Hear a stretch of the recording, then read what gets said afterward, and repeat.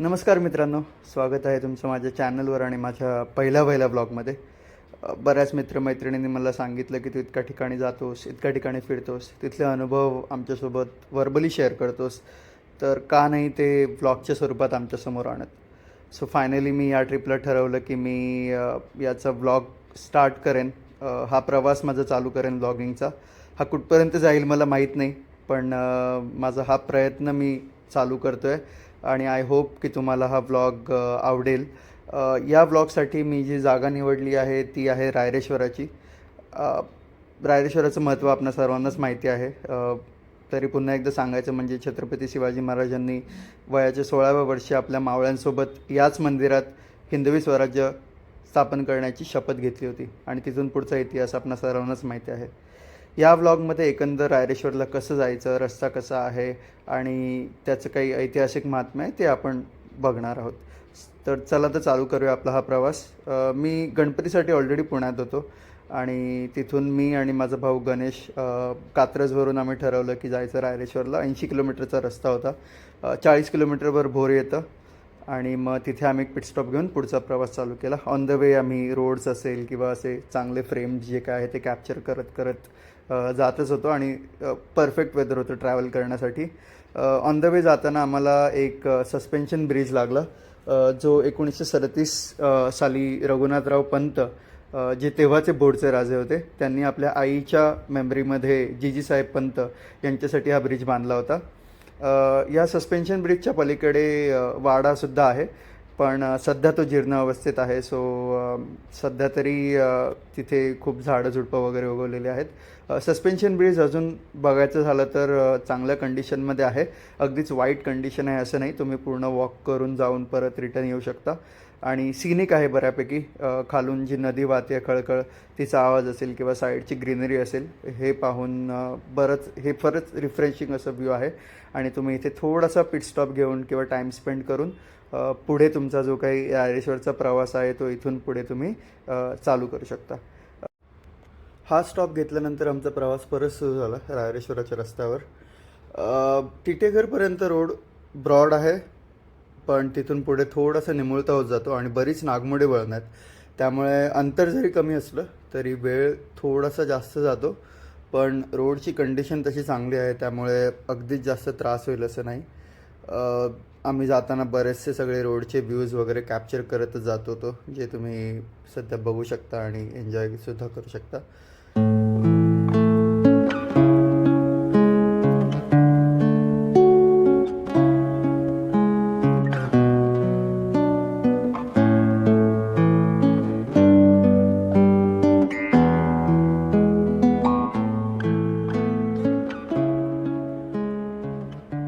अशा प्रकारे प्रवास करत करत आता आपण पोचलो आहोत गडाच्या पायथ्याशी. सो गाडी पूर्ण वरपर्यंत जाते. सो कोणाला काही काळजी घ्यायची गरज नाही आहे जास्त की खूप जास्त ट्रेक वगैरे करावा लागतो आहे असं काही. तिथून वर जाण्यासाठी पण पायऱ्या वगैरे प्रॉपर आहेत. सो हार्डली 15 मिनटाचं ट्रेक आहे. आजूबाजूच्या पेरिफेरीमध्ये तुम्हाला केंजळगड असेल, चंद्रगड असेल, पांडवगड असेल, हे सगळे गड किंवा राजगडपासून ते तोरणागडपासून सगळे गड तुम्हाला ह्या प्रॉक्सिमिटीमध्ये दिसून येतात, कारण हे कोकण आणि पुण्याच्या बॉर्डरवरच वसलेले आहेत. इथे मी थोडेफार आर्टिस्टिक शॉट्स मध्ये मध्ये घ्यायचे प्रयत्न केले. माझ्या पिक्सेल 7 प्रोवर हा सगळा शॉट घेतलेले आहेत मी. शिड्या चढून वर आल्यावर रायरेश्वर पठार चालू होतं. सो इथे तुम्हाला वेगवेगळ्या प्रकारची फुलं बघायला मिळतील, वेगवेगळ्या जातींची फुलं इथे तुम्हाला बघायला मिळतील. बरेचसे रेअर स्पेसिस पण याच्यामध्ये आहेत आणि जे लँडस्केप्स आहेत ते फारच बघण्यासारखे आहेत इथे. आणि आय थिंक आम्ही परफेक्ट वेदरला गेलो होतो, सप्टेंबर, त्यामुळे अगदीच जास्त पाऊस देखील नव्हता आणि ऊन पण मॉडरेट होतं. सो सगळे व्ह्यूज आम्हाला प्रॉपर बघता आले. पठाराच्या वर एक सुंदरसा लेक तुम्हाला वर दिसून येईल. सो त्याचे काही व्हिज्युअल्स तुम्ही आता बघताय स्क्रीनवर.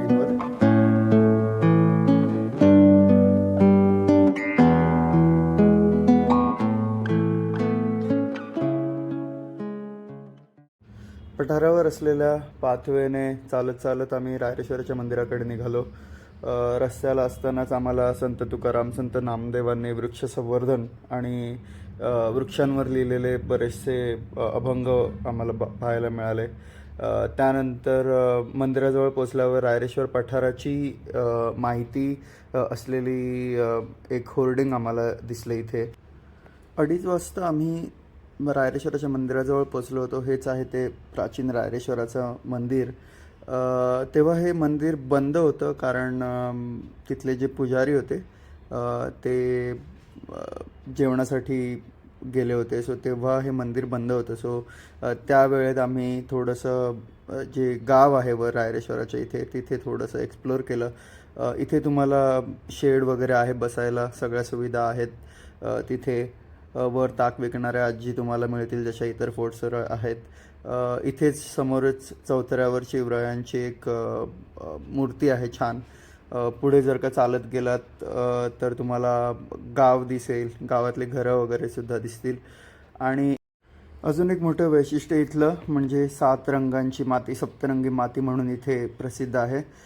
सो इथे जो पाषाण आढळतो त्याच्यावर नैसर्गिकरित्या काही बदल होऊन त्याच पाषाणाचा किंवा काळा खडकाचं रूपांतर जांभा खडकात होतं आणि मग त्या जांभा खडकाला वेगवेगळ्या छटा, लाल असेल, गुलाबी असेल, नारंगी असतील, अशा वेगवेगळ्या छटांचे दगड आपल्याला इथे पाहायला मिळतात.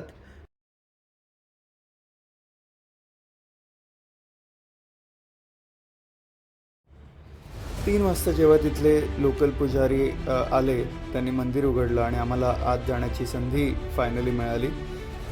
मंदिराच्या गाभाऱ्यात प्रवेश करताच एक वेगळी उत्तेजना वाटून येते कारण साक्षात या ठिकाणी छत्रपती शिवाजी महाराजांनी हिंदवी साम्राज्य स्थापन करण्याची शपथ घेतली होती.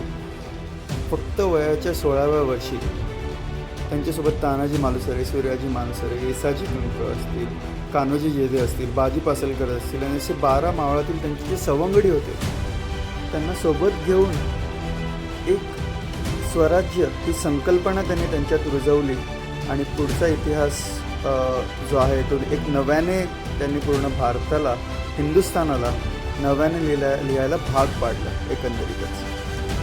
सो त्या एका संकल्पनेसाठी, त्या एका गोष्टीसाठीच आपण इथे येऊन प्रेरणा घेणं फार महत्त्वाचं आहे. मंदिरातून खाली येताना तुम्हाला इथे एक कुंड दिसेल. या कुंडाचं पाणी जे आहे ते वरच्या झऱ्यांमधूनच येतं आणि ते फारच थंड पाणी आहे आणि प्यायला देखील चांगलं होतं. सो आम्ही ते पाणी बॉटलमध्ये पण भरून घेतलं आणि थोडं तिथेसुद्धा आम्ही प्यायलो. त्याच्यानंतर आम्ही आमचा परतीचा प्रवास चालू केला आणि रस्त्याने आम्हाला जे काही चांगले चांगले व्हिज्युअल्स किंवा जे काही चांगले चांगले व्हिडिओज दिसत होते ते आम्ही कॅप्चर करत जात होतो. पूर्ण ब्लॉगमध्ये इथेच आम्ही तुम्हाला दिसू चालताना, कारण मी बऱ्यापैकी फेसलेसच हा व्लॉग केलेला आहे. होपफुली मला जसं जसं कॉन्फिडन्स अजून येत जाईल तसं तसं मी विथ फेस व्लॉगिंग चालू करेन. तोपर्यंत तुम्ही हे जे काही लँडस्केप्स आहेत नेचरचे ते एन्जॉय करा.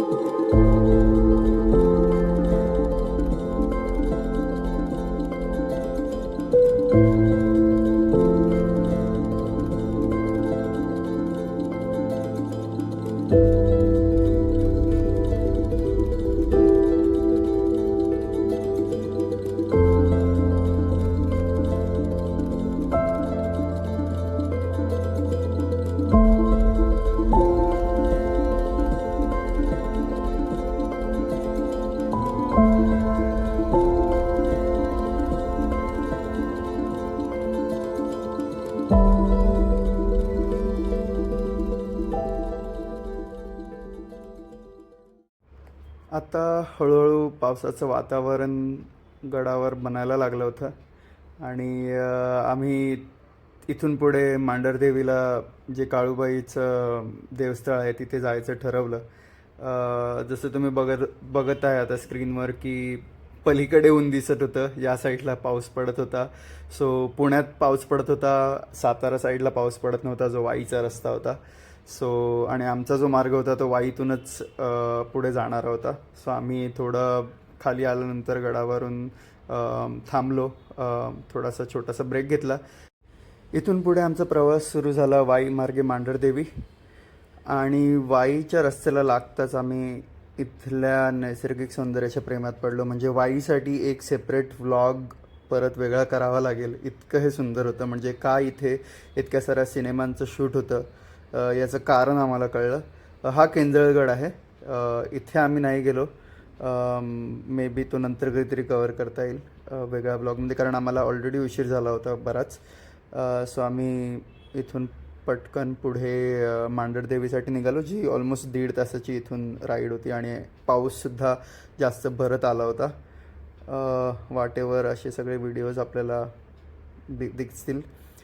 हा वाईचा एंट्रन्स गेटसारखा होता, सो तो आम्ही व्हिडिओमध्ये घेतला आहे. वाई सिटीला आपण जस्ट टच करून वाई MIDCमधून हा रस्ता पुढे मांढरदेवीला जातो.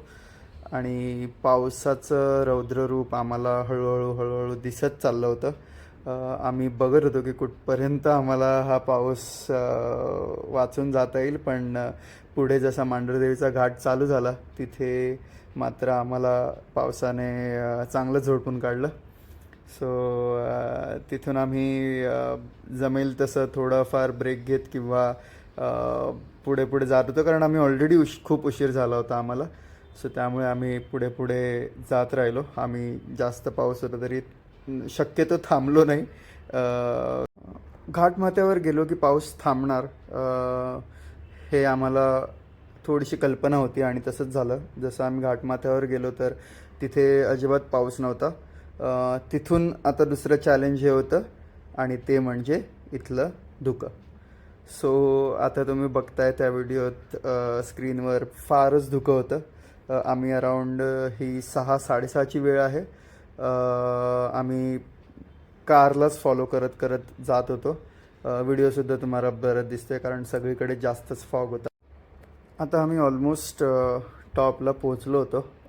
आम्हाला गाडी ऑब्वियसली खूप स्लो चालवावी लागत होती, कारण खूपच जास्त इकडे फॉग होता. आणि त्यातून मग जसं जमेल तसं आम्ही हळूहळू करत टॉपवर जात होतो. मांढरदेवीचं मंदिर बरंच वर होतं. आम्ही एवढं एक्सपेक्ट नव्हतं केलं टू बी फ्रँक, पण ते खूपच वर होतं. आणि फायनली आम्हाला अराऊंड 6:30 देवस्थळाचं जे मेन एंट्रन्स आहे ते दिसलं.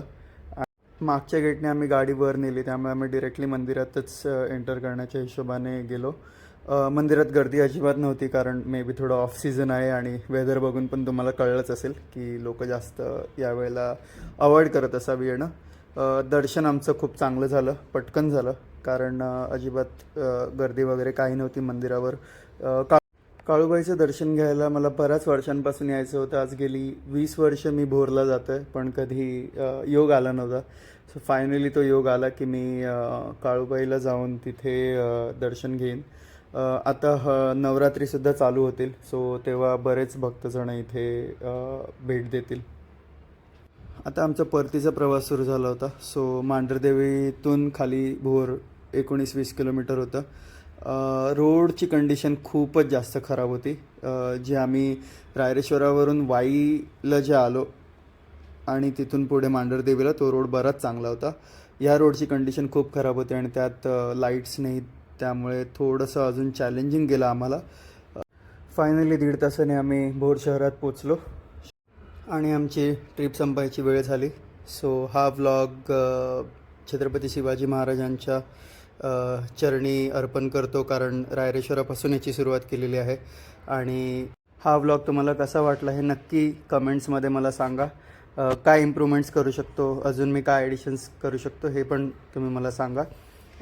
व्लॉगचा शेवट गणपती बाप्पाच्या दर्शनाने आम्हाला रस्त्यावरच पुढे जाताना हे एक सुंदर गणपतीचं मंदिर दिसलं नदीकिनारी. सो आम्ही फायनली इथे दर्शन घेतलं आणि आमचा प्रवास संपवला.